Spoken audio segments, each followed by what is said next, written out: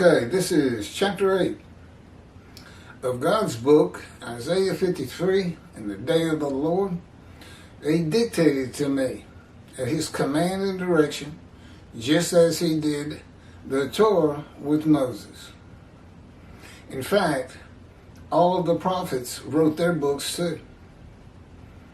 Every one of them a man and divine beings, because that's how God speaks to you. His spirit alights upon you, like Moshe in chapter Isaiah 11.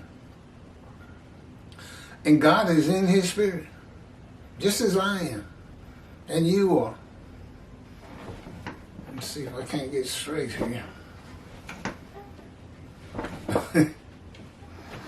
Anyway, this is chapter 8. We're redoing all the chapters again. We just did it a couple of weeks ago, but God has already had me repost them, the new ones, because the old ones, the original ones, had just become awful. I don't know why he waited so long. He doesn't tell me these things. But they're already starting to show a little wear. About 7 times is about all I can repost them, and you don't start seeing little problems here and there. They're being reposted again right now, but at the same time, we're redoing the book. But it takes forever to upload from this camera to the computer and to YouTube. And so it's a slow process. There'll probably be another reposting. They're not in that bad a shape. You can just see, I can see, that they're starting to show a little wear and tear. This is called the first host of the Lord's host. And of course you need to read chapter 7 to find out what a host is. Or view chapter 7. The first host of the Lord's host in creation was Adam. A man created very much like the angels in heaven. God drew from the elements and materials of the earth, symbolically or metaphorically said to be dust in the Hebrew Bible, and formed the first human being, an adult man with the mind of a one-day-old baby. When the breath of life was given to Adam, the first thought in his mind came from God. And that thought came from God, who was being Adam for Adam. I am Adam was spoken by God as though he was Adam, using Adam's voice, and was perceived by Adam as being his own thoughts and inner voice in order to build a memory for Adam. God was not Adam, he was being Adam for Adam until the mind of Adam was fully formed as an adult man. God based his being Adam on the mind, soul, and spirit of Adam, who Adam would be if Adam had been born a child and raised in Eden by the voice and power of God. In the beginning, the conversation was God talking as Adam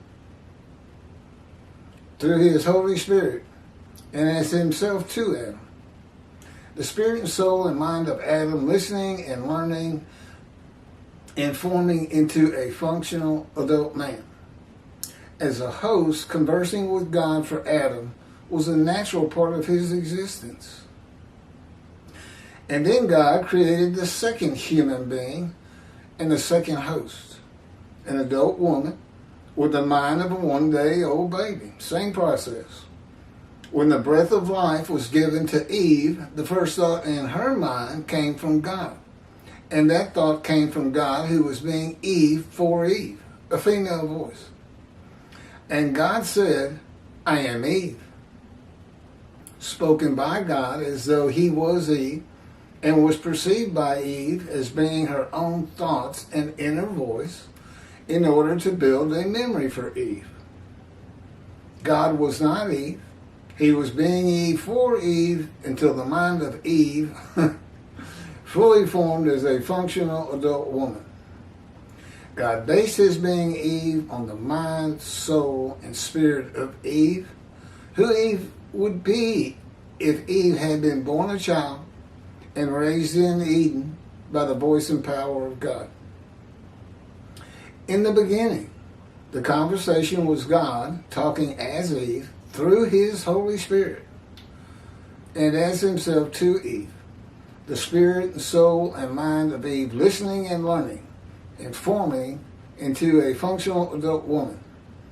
As a host, conversing with God for Eve was a natural part of her existence. And that is true for me today. Actually, it was true for me the moment he spoke to me. He has that kind of power over your emotions and your thoughts and your mind. He can send information to your mind without speaking. I knew it was him the minute he spoke to me, an atheist for 50 years. No surprise whatsoever. It's all in the book, The Life of God's Righteous Servant. First 6 chapters are pretty much about me, accidents, injuries, cancer, disease, to Fit 53. And then I believe it's the 7th chapter is God speaks with an atheist. And the whole account's put in there. It's very interesting. Okay, next chapter is chapter 9, the era of redemption.